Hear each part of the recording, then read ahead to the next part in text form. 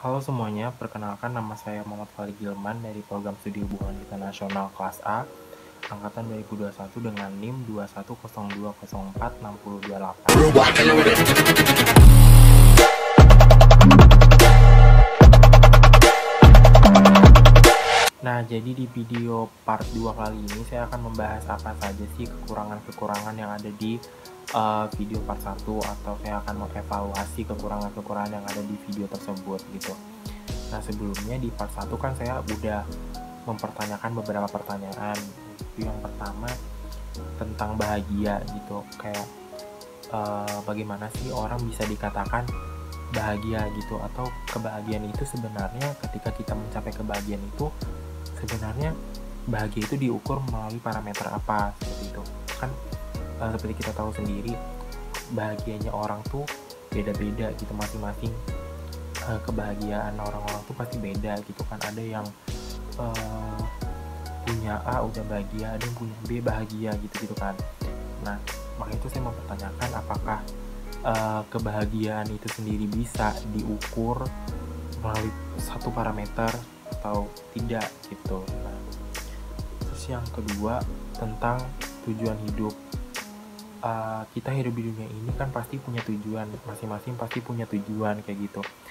Apalagi orang tua pasti punya tujuan hidup untuk kita gitu. Nah, dan orang tua dan kita sendiri itu pasti punya tujuan hidup yang positif atau yang bermanfaat bagi kita gitu. Kayak sebagai contoh, orang tua pengen kita jadi dokter gitu, atau kita pengennya jadi diplomat, kan punya tujuan yang berbeda gitu. Apakah ada satu tujuan yang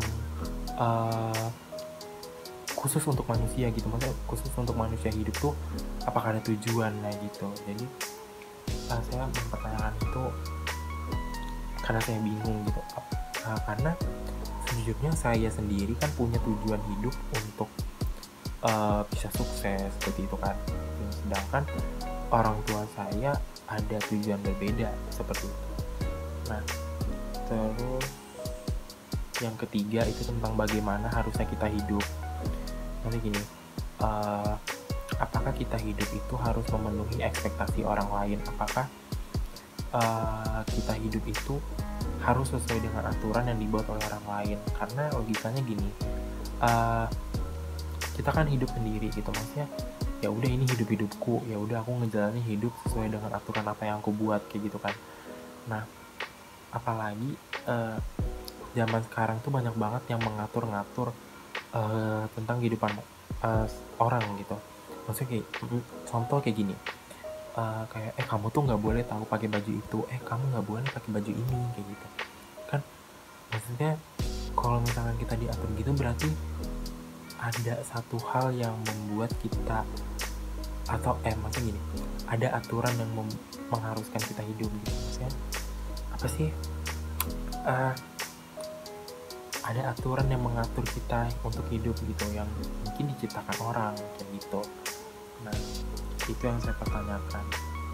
Terus yang keempat, tentang kenapa kita ada di bumi, kenapa kita lahir di bumi, kenapa nggak di planet lain gitu kan. Karena di sosial media sendiri juga saya pernah melihat kalau ternyata planet Mars itu bisa ada kehidupan gitu. Nah, saya tiba-tiba berpikir bahwa kenapa kita hidupnya di bumi, kenapa kita nggak di Mars gitu kan. Atau kenapa, kan katanya Mars itu bisa dipakai untuk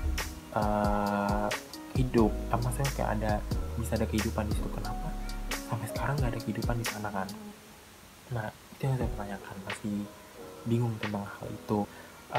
Jadi di mata kuliah filsafat sendiri itu ada ciri berpikir filsafat. Nah, jadi ketika kita mempertanyakan akan satu hal, pasti kan kita ingin mendapat jawabannya benar, terus make sense dan mateng gitu. Nah, untuk itu ketika kita bertanya, kita perlu mengaplikasikan ciri-ciri berpikir filsafat tersebut. Nah, yang pertama ada ciri-ciri filsafat itu ada berpikir secara kritis, berpikir secara sistematis, terus berpikir secara radikal, terus juga berpikir secara rasional dan komprehensif, terus berpikir secara universal, dan berpikir secara spekulatif gitu. Nah, ketika saya melihat video saya sebelumnya di part 1 itu, saya sadar bahwa ada salah satu ciri berpikir filsafat yang telah saya lewatkan, yaitu berpikir secara rasional dan komprehensif. Nah, kenapa saya berkata demikian? Karena di part sebelumnya tuh saya tuh sadar bahwa saya tuh menanyakan apa yang orang lain pikirkan. Malah saya nggak menanyakan apa yang saya sendiri pikirkan gitu. Nah, maksudnya tuh kayak saya tuh nggak kenal sama diri saya sendiri, terus nggak tahu apa yang saya pikirkan, terus juga belum bisa menemukan jati diri jati diri sendiri ketika saya mempertanyakan hal tersebut gitu. Contohnya kayak ketika saya bertanya tentang kebahagiaan gitu, bagaimana orang lain bisa dikatakan bahagia sedangkan saya tidak mempertanyakan bagaimana saya bahagia gitu. Maksudnya saya nanya orang lain bahagia gimana, sedangkan saya nggak nanya kalau saya tuh bisa dikatakan bahagia seperti apa gitu. Karena logikanya tuh apa yang mereka lakukan, apa yang mereka pikirkan itu ya bisa jadi sama gitu kita yang lakukan, karena hakikatnya kita sebagai manusia maksudnya kita tuh sama-sama manusia gitu.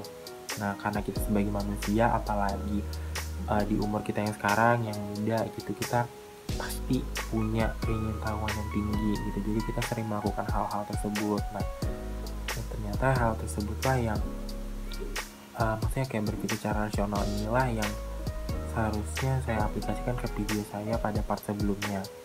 Nah, jadi untuk dari semua pertanyaan yang saya pertanyakan tadi, dari 5 pertanyaan tadi, ada satu pertanyaan yang saya ingin pertanyakan, maksudnya saya ingin cari jawabannya gitu sampai saya ketemu jawabannya, yaitu pertanyaan terakhir tentang apakah agama atau kepercayaan yang saya anut itu benar gitu. Nah, untuk pertanyaannya sendiri pasti orang-orang bakal berpikir gitu, kenapa sih kok kamu nanya seperti ini, kok kamu nggak yakin gitu sama agamamu sendiri, apalagi kalau misalkan mereka tahu saya lulusan sekolah agama gitu. Jadi kamu lulusan sekolah agama kok bisa-bisanya mikir kayak gini gitu. Nah, apalagi kan kita tinggal di Indonesia, topik seperti ini tuh pasti udah sensitif banget karena mayoritas masyarakat di Indonesia itu kan memeluk agama, dan di Indonesia juga sendiri banyak agama seperti itu. Nah, ya karena menurut saya, walaupun saya lulusan sekolah agama itu, saya nggak menutup kemungkinan bahwa saya akan menanyakan hal tersebut gitu, karena seperti yang saya mention sebelumnya bahwa manusia itu pasti punya keingintahuan yang besar gitu. Nah, apalagi tentang hal ini gitu yang kita sendiri nggak tahu kebenarannya seperti itu. Nah, jadi mungkin itu pertanyaan yang akan saya cari jawabannya, akan saya kulik terus jawabannya.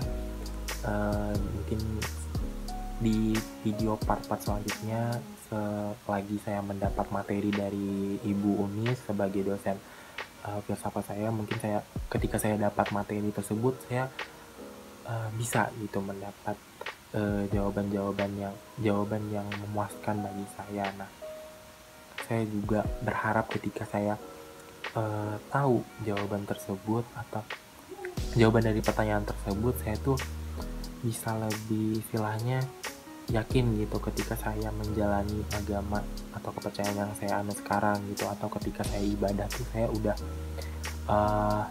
yakin, oh ya udah ini fix agama saya ini udah benar kayak gitu. Nah, mungkin itu saja yang saya bisa sampaikan di part 2 ini. Kalau misalkan perkataan saya ada yang menyinggung atau salah, saya mohon maaf, atau ada kata-kata saya yang kurang mengenakan, saya mohon maaf. Terima kasih. Wassalamualaikum warahmatullahi wabarakatuh.